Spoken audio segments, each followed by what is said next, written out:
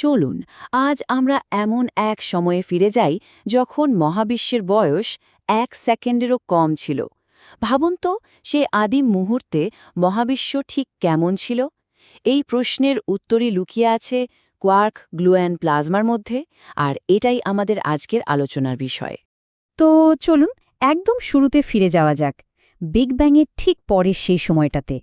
একবার ভাবার চেষ্টা করা যাক, এই যে আমাদের চারপাশের বিশাল মহাবিশ্ব, এর শুরুটা ঠিক কেমন ছিল, কি ছিল তখন? আজকে আমরা রাতের আকাশে যে তারাগুলো দেখি, তখন কিন্তু এসবের কিচ্ছু ছিল না। চারিদিকে শুধুই ঘুটঘুটে অন্ধকার, আলোর একটা বিন্দুও কোথাও নেই। শুধু তারা কেন, আমাদের এই পরিচিত জগতের কোনো কিছুরই অস্তিত্ব ছিল না।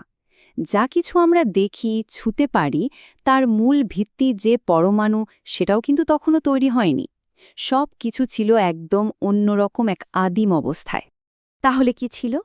ছিল শুধু এক অদ্ভুত জিনিস, প্রচণ্ড গরম আর ঘন একটা তরলের মতো, যা আসলে আমরা কল্পনাও করতে পারব না। এখন প্রশ্ন হলো, এই যে অদ্ভুত তরলের কথা বলছি, এটা কি দিয়ে তৈরি ছিল? এর উত্তর পেতে হলে আমাদের পদার্থের একেবারে মূল গঠনে ডুব দিতে হবে। দেখুন, আমরা সবাই জানি যে সবকিছুর মূলে আছে পরমাণু, আর পরমাণুকে ভাঙলে পাওয়া যায় প্রোটন আর নিউট্রন। কিন্তু গল্পটা এখানে শেষ না। এই প্রোটন আর নিউট্রনগুলোও কিন্তু আরও ছোট কণা দিয়ে তৈরি, আর সেগুলোর নামই হলো কোয়ার্ক আর গ্লুয়ন। এখন আসল মজার ব্যাপারটা বলি। কোয়ার্ক হলো সেই মূল কণা যা দিয়ে প্রোটন আর নিউট্রন তৈরি হয়। আর গ্লুয়নের কাজটা কি? ওর কাজ হলো আঠার মতো এই কোয়ার্কগুলোকে একসাথে শক্ত করে ধরে রাখা। নাম থেকেই বোঝা যাচ্ছে, তাই না? গ্লু মানে আঠা। আচ্ছা, তাহলে এখন আবার মহাবিশ্বের শুরুর সেই গরম তরলের গল্পে ফেরা যাক। এতক্ষণে হয়তো অনেকেই ধরে ফেলেছেন ওই রহস্যের চাবিকাঠি কিন্তু এই কোয়ার্ক আর গ্লুয়নের হাতেই। ব্যাপারটা হলো, মহাবিশ্বের একদম শুরুতে তাপমাত্রা ছিল সাংঘাতিক বেশি, এতটাই বেশি যে গ্লুয়নের আঠাও কাজ করছিল না। ফলে কোয়ার্কগুলো আর একসাথে বাঁধা থাকতে পারছিল না, ওরা একেবারে স্বাধীনভাবে ঘুরে দাঁড়াচ্ছিল। এই যে প্রচণ্ড গরম, ঘন একটা স্যুপের মতো অবস্থা, যেখানে কোয়ার্ক আর গ্লুয়নগুলো মুক্তভাবে ভেসে বেড়াচ্ছে, একেই বিজ্ঞানীরা বলেন কোয়ার্ক গ্লুয়ন প্লাজমা। ভাবতে পারেন এই অবস্থাটা কতক্ষণ ছিল? খুব বেশিক্ষণ না, বিগ ব্যাংয়ের পর মাত্র 1 সেকেন্ডের 10 লক্ষ ভাগের 1 ভাগ সময়। এরপরই মহাবিশ্ব একটু একটু করে ঠান্ডা হতে শুরু করে, আর তখনই গ্লুয়নগুলো তাদের শক্তি ফিরে পায়, আর কোয়ার্কগুলোকে একসাথে জুড়ে দিয়ে প্রোটন আর নিউট্রন তৈরি করতে শুরু করে। বিজ্ঞানের ভাষায় এই প্রক্রিয়াটাকে বলা হয় হ্যাড্রোনাইজেশন। আর তাপমাত্রার কথাটা একবার ভাবুন, প্রায় 1 ট্রিলিয়ন ডিগ্রি সেলসিয়াস, মানে 1-এর পর 12টা শূন্য। আমাদের সূর্যের কেন্দ্রের তাপমাত্রার চেয়েও লক্ষ লক্ষ গুণ বেশি। এই অবিশ্বাস্য তাপমাত্রাতেই কোয়ার্ক গ্লুয়ন প্লাজমা তৈরি হয়েছিল। কিন্তু সবচেয়ে অবাক করা ব্যাপার কি জানেন? বিজ্ঞানীরা এখন ল্যাবের ভেতরেই মহাবিশ্বের সেই প্রথম মুহূর্তটাকে এক ঝলকের জন্য তৈরি করে ফেলতে পারেন। সুইজারল্যান্ডের সার্নে যে বিখ্যাত লার্জ হ্যাড্রন কোলাইডার আছে, সেখানে ঠিক এই কাজটাই করা হয়।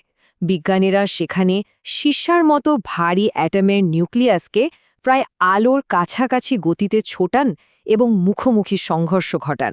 আর এই প্রচণ্ড সংঘর্ষের ফলে খুবই অল্প সময়ের জন্য বিগ ব্যাংয়ের ঠিক পরের মতো ভয়ঙ্কর তাপ আর ঘনত্ব তৈরি হয়, আর তার ফলে জন্ম নেয় এই কোয়ার্ক গ্লুয়ন প্লাজমা। তবে এই পরীক্ষাগুলো করতে গিয়ে বিজ্ঞানীরা এমন একটা জিনিস আবিষ্কার করেছেন যা তাদের সব ধারণাকেই নাড়িয়ে দিয়েছে। বিজ্ঞানীরা ভেবেছিলেন এই প্লাজমাটা হবে একটা সাধারণ গ্যাসের মতো, মানে এর কণাগুলো ছন্নছাড়াভাবে এলোমেলোভাবে ছোটাছুটি করবে। কিন্তু বাস্তবে কি দেখা গেল? দেখা গেল এটা মোটেই গ্যাসের মতো আচরণ করছে না, বরং এটা একটা নিখুঁত তরলের মতো। এর কণাগুলো বিশৃঙ্খলভাবে না ছুটে একসাথে মিলেমিশে একটা প্রবাসের মতো চলছে। বলতে গেলে প্রায় ঘর্ষণহীন একটা আদর্শ তরলের মতো। এখন মনে হতেই পারে যে এই আদিম প্লাজমা নিয়ে এত মাথা ঘামানোর কি আছে? কারণটা খুব সহজ। এই আপাত বিশৃঙ্খলার মধ্যেই কিন্তু আমাদের সবার অস্তিত্বের শেকড় লুকিয়ে আছে।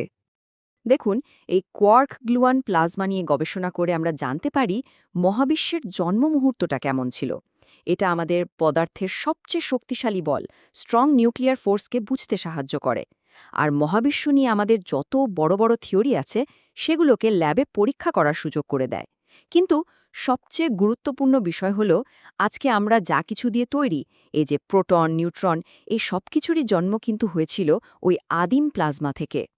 তার মানে আজ আমরা যে এত সুন্দর সুশৃঙ্খল একটা মহাবিশ্ব দেখি, এই যে গ্রহ, নক্ষত্র, গ্যালাক্সি, এই সব কিছুরই শুরু হয়েছিল ওই প্রচণ্ড উত্তপ্ত বিশৃঙ্খল একটা প্লাজমা স্যুপ থেকে। ভাবা যায়? সেই চরম বিশৃঙ্খলা থেকেই জন্ম নিয়েছে আজকের এই সব কিছু।